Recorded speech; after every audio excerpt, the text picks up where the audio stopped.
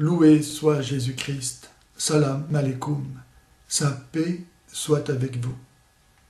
Qui est Jésus-Christ? Jésus-Christ est un mystère de foi. Saint Paul dit dans la première épître aux Corinthiens, au chapitre 12 et au verset 3, « Nul ne peut dire Jésus est Seigneur, si ce n'est par l'Esprit Saint. » Et en effet, seul Dieu connaît qui est Dieu. Seul Dieu peut donc dire qui est Dieu. Seul l'Esprit de Dieu peut dire qui est Jésus-Christ. Nul, à moins d'une grâce de l'Esprit Saint, ne peut connaître que Jésus est Seigneur. Il faut tenir au sujet de Jésus-Christ qui est unique. Le mystère du Christ n'est comparable à aucun autre. 4 affirmations. La première, c'est qu'il est vrai Dieu. Et qu'est-ce qui peut empêcher Dieu de se faire homme s'il le veut? Qui ira dire à Dieu qu'il n'a pas le droit de se faire homme?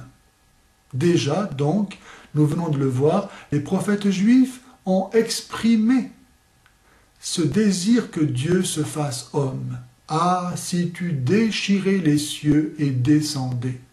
Qui ira dire que Dieu n'a pas pu répondre à cette prière? Si un homme se fait Dieu, évidemment, personne ne va le croire, car c'est impossible. Mais qui dira qu'il est impossible à Dieu de se faire homme?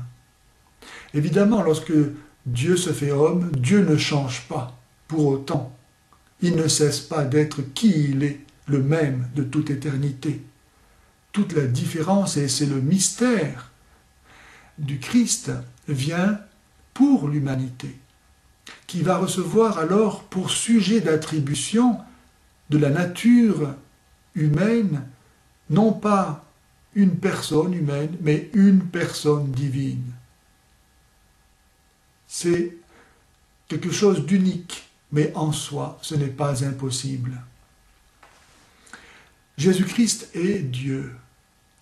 Outre donc le fait que la révélation juive prépare et annonce cette venue de Dieu, lui-même l'a affirmé. Il a affirmé qu'il était Dieu. Par exemple, lorsqu'il dit « Avant qu'Abraham existât, je suis ».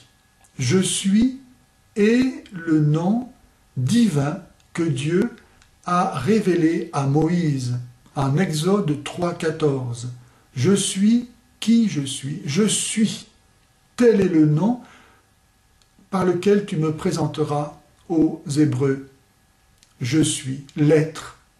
Dieu est l'être par essence, par existence. Et Jésus revendique ce nom. Si vous ne croyez pas que je suis, vous mourrez dans vos péchés. En disant cette parole, Jésus non seulement revendique le nom de Dieu, mais encore il montre les conséquences de cette affirmation, à savoir que ne pas croire qu'il est Dieu entraîne à la perdition. Celui qui croira et sera baptisé sera sauvé. Celui qui refusera de croire sera condamné. Si vous ne croyez pas que je suis donc Dieu, vous mourrez dans vos péchés. Personne ne peut vous donner le pardon des péchés, sinon moi, dit Jésus. Jésus a affirmé qu'il était Dieu, et c'est pour cela que les Juifs l'ont condamné à mort, comme les musulmans d'aujourd'hui. Ils ont refusé de croire que Dieu pouvait descendre du ciel et s'incarner, malgré leurs écritures qui annoncent cette bonne nouvelle de la venue de Dieu venant assumer notre nature humaine pour la sauver. Ainsi, par exemple, nous lisons dans l'évangile de Saint Jean, au chapitre 5 et au verset 18, les Juifs qui condamnent Jésus parce qu'il s'affirmait égal à Dieu. Ou bien, au chapitre 10 et au verset 33, Les Juifs qui disent à Jésus, « Nous ne te condamnons pas pour autre chose que parce que toi qui n'es qu'un homme, tu te fais Dieu. » Ainsi donc, c'est très clairement que Jésus a revendiqué d'être Dieu. Et il l'a montré aussi, par ses miracles notamment. Qui peut donner la vue à un aveugle de naissance? Qui peut multiplier des pains? Qui peut ressusciter des morts? Etc., etc.